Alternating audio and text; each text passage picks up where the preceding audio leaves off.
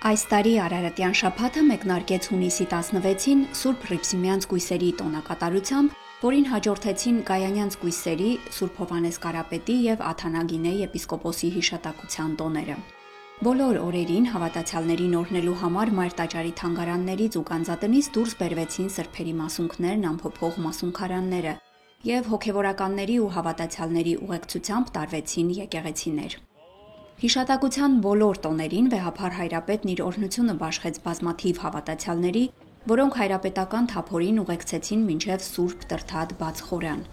Մարդիկ մոտենում էին ստանալու վեհափար հայրապետի օրհնությունն ու համբուրելու սրբերի մասունքներն ամփոփող մասունքարանները։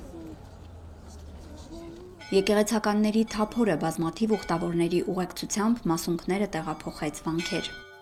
Սուրբ Հռիփսիմեի 18-րդ տարում պատրաստված արծաթյա ոսկեզոծ աչաձև մասունքարանը դուրս բերվեց երկուշաբթի օրը հունիսի 16-ին եւ տեղափոխվեց Սուրբ Հռիփսիմե վանք։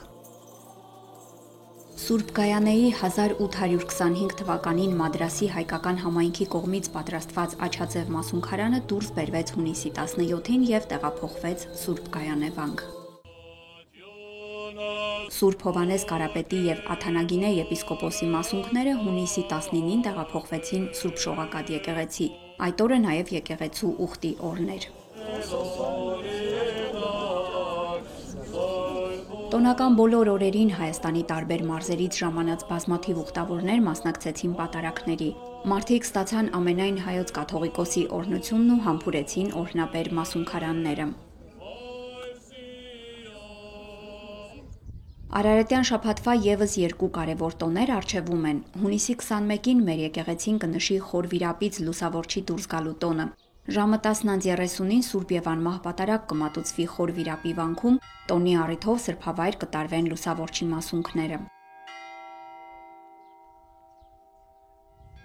Հունիսի 22-ին կնշենք կաթողիկե Սուրբ Էջմիածնի տոնը։ Տոնական պատարագը կմատուցվի ժամը 11-ին։ Սուրբ պատարագի ավարտին հայրապետի հանդիսապետությամբ կկատարվի մաղթանք Մայր Աթոռ Սուրբ Էջմիածնի անսասանության եւ հավետ պայծառության համար։ Տոնի առիթով գանձատնից մայրավանք կբերվեն մեր եկեղեցու 7 սրբություններ։ Սուրբ Էջմիածնի տոնը բացառիկ առիթ է արժանանալու սրբազան մասունքների զորությանը եւ հայրապետական օրհնությանը։